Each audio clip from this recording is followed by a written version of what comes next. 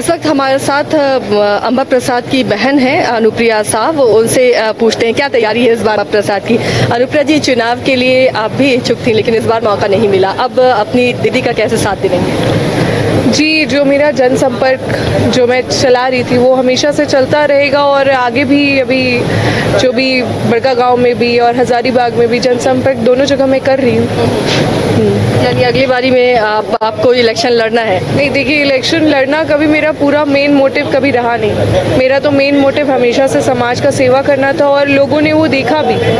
मैं और जिन जिन लोगों को भी टिकट मिली है उनको मेरी बहुत शुभकामनाएं हैं। ये लोकतंत्र है, लोकतंत्र का सबसे बड़ा पर्व है। इस पर्व को सभी मिल करके, चाहे वोटर बन करके चाहे प्रत्याशी बन करके शामिल हो। अभी हमने देखा भीड़ में अंबा प्रसाद को बहुत ज़्यादा प्यार मिल रहा है, बहुत समर्थन मिल रहा है, उसके पीछे परिवार की कितनी भूमिका रही है? परिवार तो उनके साथ, वो बेचारी तो 4 बजे सुबह उठती है और 12 बजे रात को घर आती है डेली। तो लोगों का प्यार तो अपने आप ही उनको मिल रहा है, बाकी परिवार भी उनके पूरे साथ है। परिवार को वो लेके चलने वाली लड़की है, तो पूरा सब कोई उनके साथ समर्थन में है। हम लोग बहुत दमखम लगाएंगे और दमखम लगाने की ज़रूरत भी नहीं है, लोग उनको बहुत प्यार करते हैं उनके काम की वजह से। एक नॉन पॉलिटिकल सवाल, पहले अंबा प्रसाद जब आप राजनीति में वो नहीं आई, एक बहन का बहुत ज़्यादा लगाव होता है, हर बातें शेयर होती हैं, अब वो वक्त नहीं दे पाती हैं, उसका मलाल रहता है? नहीं, अब वो पहले वो मेरी बहन थी, अब वो पूरे बड़का गांव की बहन है। तब वो वक्त आपको नहीं मिल पाता, मिस करती हैं वो पल?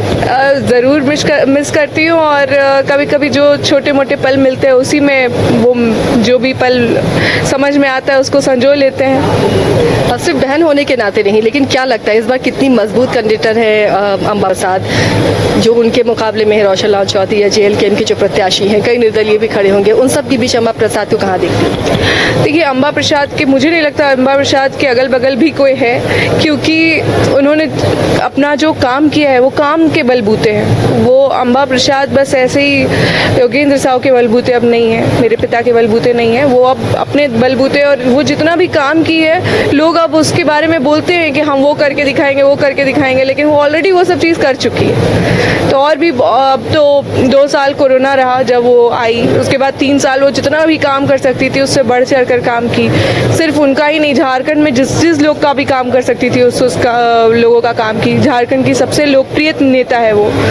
तो चलिए देखते हैं जनता और कितना प्यार देगी।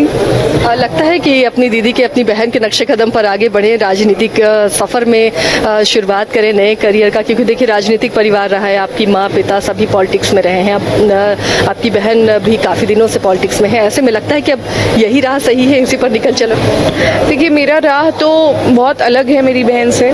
मैं 7 साल से अपना NGO चला रही थी, मेरी बहन 7 साल से, अपने 7-8 जितना भी साल उसने दिया है क्षेत्र को, वो तो 9 साल से वो बड़का गांव में काम कर रही है। पहले अपनी मम्मी के मतलब मेरी मम्मी जब जेल में थी तब उनके बदले काम कर रही थी, फिर खुद विधायक बनी तब काम कर रही थी, और मेरा अपना अलग इंडिपेंडेंट है। तो ठीक है, चलता रहेगा काम दोनों का अलग अलग। हाँ, उससे सीखने की तो बहुत ज़रूरत है, बहुत मेहनती है, और मेरे घर में बहुत लोगों से मैं बहुत कुछ सीखती हूँ। मैं पिताजी से कुछ सीखती हूँ, माता से कुछ सीखती हूँ, बहन से कुछ सीखती हूँ, भाई से कुछ सीखती हूँ। तो हमारे घर का एक पैटर्न है कि हम लोग सब कोई बहुत मेहनती है और मेहनत का रंग हमेशा निखर के आता है। अनुप्रिया जी, देखिए आपके पिता को भी किसी वजह से जेल जाना पड़ा, आपकी माँ ने भी झेला वो टफ टाइम, फिर अंबा प्रसाद को ED से बुलावा आया, तो उस वक्त क्या लगा, क्या परेशान हुई आप लोग? हम लोग ED के बुलावे से बिल्कुल भी परेशान नहीं हुए, क्योंकि हम लोगों ने कभी भी आज तक किसी को भी छलने का काम नहीं किया। 1 रुपया भी कोई बोल दे कि हमारे घर वालों ने लिया हो या हमारे घर पे एक गार्ड भी लगा हो, ऐसा कभी भी, मतलब कभी भी ऐसा कुछ नहीं। हमारा पूरा घर समर्पित रहा है जन संपर्क के लिए या फिर लोगों के लिए समर्पित रहा है। तो हमें कभी भी किसी चीज़ के लिए डर नहीं लगा। वो अगर 10 ED और भेजेंगे तो भी कोई दिक्कत नहीं, क्योंकि हमारे घर से कभी भी कुछ मिलेगा ही नहीं, क्योंकि हमारा है ही नहीं, कभी कुछ ऐसा किया ही नहीं है गलत, तो क्या किस चीज़ का डर।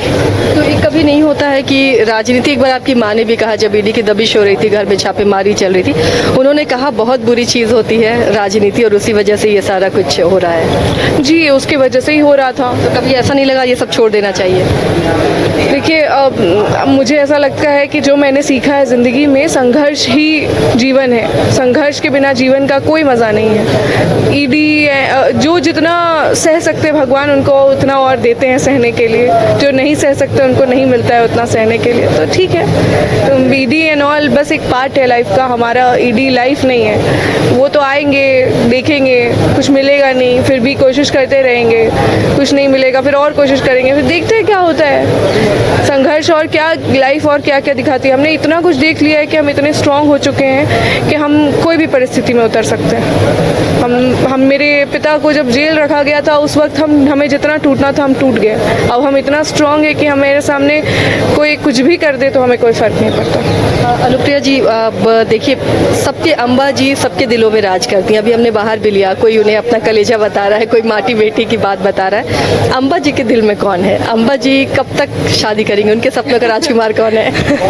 देखिए, ये तो उन्होंने अपने पिता पे छोड़ा हुआ है और ऐसा कुछ उन्होंने अभी वो तो बोलती है कि बड़का गांव से वो शादी कर चुकी हैं, उनको कुछ नहीं चाहिए ज़िंदगी में, उनको बड़का गांव का सेवा करना है, बस यहाँ के लोगों का विकास करना है, उनका एक मेन जीवन का मकसद ही वही है। तो वो कहती है कि मुझे इस छोटे छोटे चीज़ों में फंसना नहीं है, मुझे बहुत बड़ा करना है। तो देखिए, अब इसकी जो भी इच्छा हो।